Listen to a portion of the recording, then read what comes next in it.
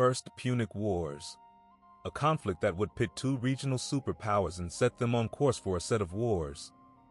The First Punic Wars would occur from 264 to 241 BC. One party would emerge victorious at the end of them, and the wars would bring about major territorial shifts. By the end of the conflicts of the First Punic Wars, Rome would have increased its power in the Western Mediterranean. Events during the wars would also set up Roman maritime success for the centuries that followed and set the tone for several other events that would occur in their aftermaths. The wars wouldn't be limited to one continent. They would involve several individuals in a battle that would go down in history as one of the significant wars of the era. Differences existed between the Carthaginian and Roman approach to warfare, including issues like how each party recruited soldiers, which tactics would be used, how they would organize themselves, and the use of other resources. Naval warfare would also be characterized by ships known as quinqueremes. Having the experienced sailors to sail these ships was an advantage, one that lay mostly with the Carthaginians initially. The period prior to the wars, the Roman Republic had been increasing its territory. Carthage would be another regional power, with great commercial strength and with influence in the lives of several of its citizens. Previous years had seen the two powers at numerous times aid each other, including during the Pyrrhic War. Things would, however, come to a head in 289 BC, when Mamertimes took Messana. The Mamertimes would seek aid, which Carthage would eventually send, and a series of events would eventually lead to the start of hostilities between Carthage and Rome. Included in some of these events was the arrival of troops within the region and the defection to the Roman side of Syracuse, as well as events that would see the involvement of a man named Hiero. 264 BC would see the starts of the war. Syracuse at a point in time would find itself under siege. About 2 years later, the Battle of Agrigentum would occur, leading to a Carthaginian defeat. 263 BC, sending of Roman consuls with forces to Sicily. At some point in the intervening time, Syracuse would be put to siege. Syracuse surrenders, and Syracuse becomes an ally of Rome. Factors would force the Romans to forage for their food. During this, they are attacked by the Carthaginians. Involvement of Hannibal Gisco in this event. The Carthaginian army, which Hanno would lead, would be made of numerous individuals with various origins, amongst who were the Celts and the Iberians. Hanno is the son of Hannibal. Hanno, son of Hannibal, with the army marches to the rescue of Agrigentum, attacking months after his arrival in the region. Battle of Agrigentum in 262 BC occurs. A battle between the two powerful and influential states of Carthage and Rome. It would see individuals the likes of Lucius Postumius Megellus, Hanno, and Hannibal Gisco. Things would change as a result of the battle, and many events of interest would occur over their course, including a siege that would eventually see the Carthaginian forces defeat amidst the escape of others. The events surrounding the battle would also see the involvement of forces under Roman consuls. As a result of the events here and others, resources would find themselves added to the Romans. These resources they could put to good use in addition to the new position that they had been able to acquire. Agrigentum's geography made it a position that was easier to defend.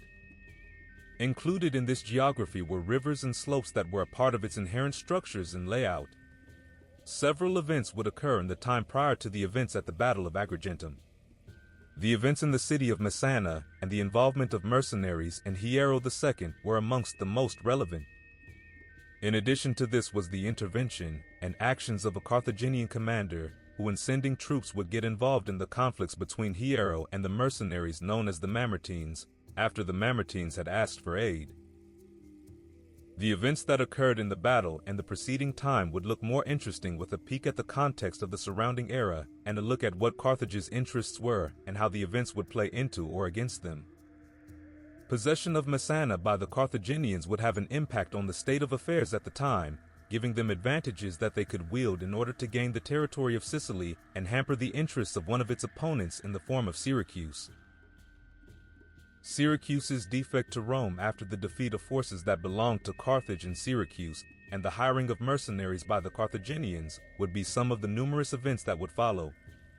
In addition to which would be the increasing importance with which Agrigentum would be seen by Carthage, and how it would become an important and central base for them, and would continue to be important in some of their affairs. Things would increasingly move towards a conflict between those in Agrigentum and the Romans. Large troops were coalescing around Agrigentum. More individuals would arrive within the walls of the city as they were moved into it. Amongst the forces from Rome would be forces under the consuls Lucius Postumius Megellus and Quintus Mamilius Vitulus. The Romans would find themselves attacked at some point by Hannibal as they harvested crops. Rome lost several of its men in the events that followed. The events of the attack would give both sides information that would guide their future actions, and some changes and events would occur following it, as well as changes in the approach to events that had been unfolding. Several months later, Agrigentum would find itself with a reducing supply to feed its population. Given the developments that had arisen and the new situation they would find themselves in, they would be forced to send for aid from Carthage. Aid which would eventually be sent in the form of forces. Hanno would occupy an important role in this relief force. Several positions would be of importance, including Heraclea Manoa, Tauros, and a supply base at Urbissos. Clashes between these forces and the Romans would occur, with the Romans at times losing men and troops and being cut off from critical supplies in a series of clashes. Several factors would be involved in the timing of the conflicts, and when each side would decide to clash with the other, at other times, conflict would be avoided. Eventually, a clash would occur between the forces, which would see fierce and protracted fighting, and would see the Carthaginians emerge as the defeated parties in this affair. During this general period, Rome would also face conflicts with Corsica and Sardinia. 260 BC would see the building of ships by the Romans.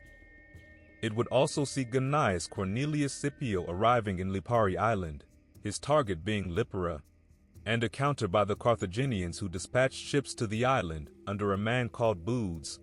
The Battle of Lipari Islands would occur. Battle of Lipari Islands. Prior to the events at the Battle of Lipari Islands, the conflicts between Rome and Carthage had been going on. Several battles had occurred before, including the notable Battle of Agrigentum, which had seen the involvement of individuals like Hanno, Hannibal, and forces under the consuls. In contest was Syracuse, and several clashes between the Romans and Carthaginians would occur. A naval battle would arise in the form of the Battle of Lipari Islands. Experience was on the side of Carthage, a nation more accustomed to naval warfare, which was in contrast to the Romans. In the past, when Rome had needed help of a sea or an ocean conflict nature, they had leaned on their allies in the form of the Greeks and the Latins for some of that support. But now they had taken the opportunity to develop their own aptitudes and capabilities, and therefore chose to build their own ships. But they still faced limitations that they had, and near instant results would not be a reality for the Romans.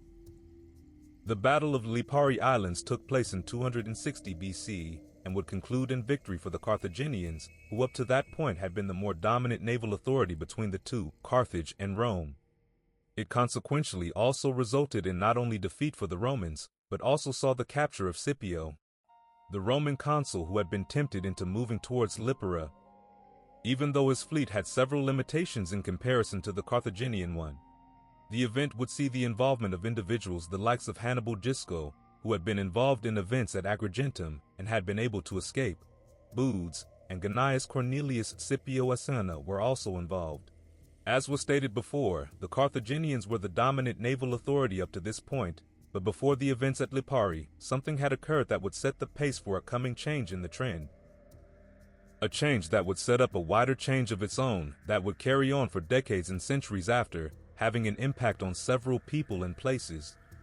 The Romans would gain access to a Carthaginian ship and would study it in order to be able to make their own ships. A process that would fail to yield instant results but would eventually pay off in the long term. Several factors would come into how a dominant naval authority remained dominant beyond the quality or strength of the ships. Included in the other aspects that had to be considered was the ability to handle those ships and the changes that had to be made in the way that one battled at sea. In addition to this, the qualities of a ship could determine how one chose to fight, and several changes had occurred in naval warfare.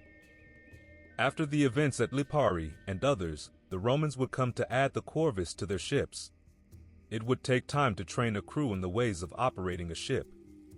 This would factor into why it was so easy for the Carthaginians, amongst whom was Booths who had been sent by Hannibal Gisco, to overcome the Romans, and why events would unfold as they did. With the outcomes that arose from the conflicts between the Carthaginian and Roman fleets at the Battle of Lipari Islands. The Battle of Mylae would also occur during this time with Gaius Duilius at the helm. But victory was not as straightforward for the Carthaginians as it had been before. They would come to face a Roman invention called a corvus. It would result in Roman success. The Battle of Mylae would occur after the Battle of Lipari Islands, which had resulted in defeat for Scipio and had seen him captured, though he'd be released once again. It would also follow the events that had occurred during the Battle of Agrigentum, which had been in the year 262 BC. An epic battle that would occur between forces from the two powerful and influential states of Carthage and Rome. The Battle of Agrigentum had also seen individuals the likes of Lucius Postumius Megellus, Hanno, and Hannibal Gisco. It would involve several interesting events. Included within it was a siege, and had seen the defeat of Carthaginian forces, some of whom would be able to escape. Possessions would be added to Rome, which it could put to good use. The Battle of Mylae would see several ships involved as well as individuals like Gaius Duilius and Hannibal Gisco. By the end of events during the Battle of Mylae, Carthage would emerge as the defeated party in the conflict. Several events had followed the defeat of the Romans at the Battle of the Lipari Islands, and the Romans were forced to think about how they would be able to achieve success on the naval front. Innovations like the corvus would be made and continue to have an impact on conflicts at sea, like this one at the Battle of Mylae. The Carthaginians would retreat after losing several of their ships to the Romans, who were now armed with the new contraption. For the Romans, the success here would have several other consequences that would be seen later on. Some events would occur not necessarily in 259 BC. After the events in the Battle of Agrigentum, Rome would go on to Mytistratin, and then Thermae. Hamilcar launched attacks. At sea, Lucius Cornelis Scipio would be able to capture Illyria, but would face resistance when he tried to attack Olbia. 258 BC, Rome retakes Enna and captures Mytistratin, Hippina, and Camarina. During that time as well, the Romans would win the Battle of Sosi, which would be between Roman and Carthaginian fleets. The general period would see a greater shift of the war to the sea. 257 BC. The Battle of Tyndaris would occur during this year, and would see the participation of Gaius Atilius Regulus. Also seen in the year would be the raiding of Liparis and Malta by the Romans, which would be linked to events before. 256 BC would see the departure of a Roman fleet from Ostia, and the fleet's crosshairs would be Carthage. The Carthaginians would not be entirely ignorant of the growing threat, and would be able to respond to this. Battle of Cape Economus would also occur. 256 BC saw a battle that would end in Carthaginian defeat, and would involve individuals the likes of Marcus Atilius Regulus on the Roman side, and Hanno and Hamilcar on the Carthaginian side. It would see the involvement of several ships, some of which would be sunk by the end of the conflicts amidst the fierce naval fighting that would occur over the course of the battle. It would also see extensive and large numbers of forces come head-to-head in a battle that would be noted down in history. The fleet on the Carthaginian side was trying to defend its homeland from the invading fleet of the Romans, who had Carthage as their target.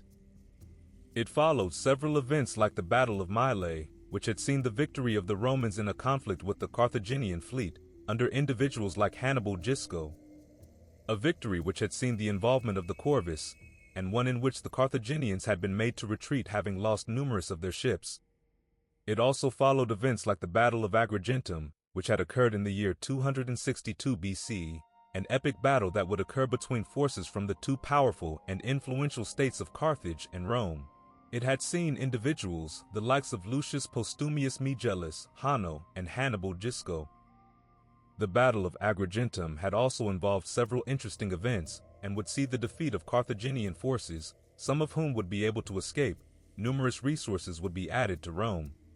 It would also see the involvement of forces under Roman consuls. Back to the Battle of Cape Economus.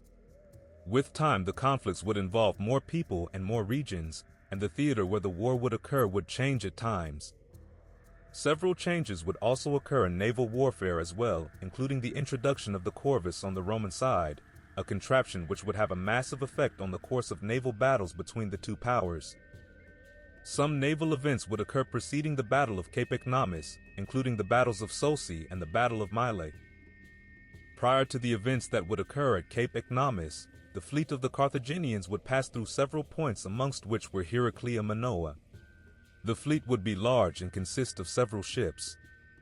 Hanno and Hamilcar would play noticeable roles within the Carthaginian fleet. The Roman side would see the involvement of the consuls Marcus Attilius Regulus and Lucius Manlius Vulso Longus, and would be made of a large number of ships as well.